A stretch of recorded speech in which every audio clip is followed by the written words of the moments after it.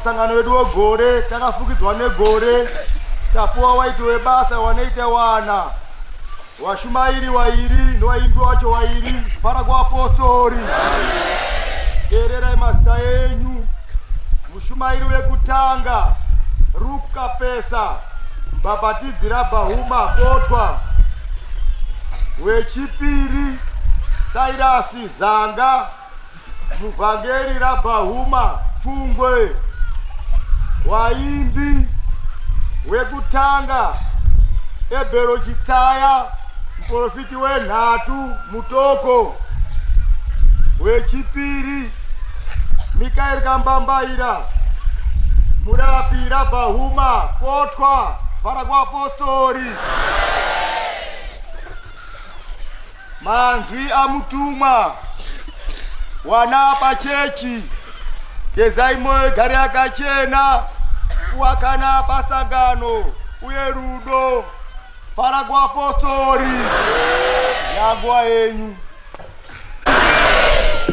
Hosana, Hosana, Hosana, Hosana, Hosana, Hosana.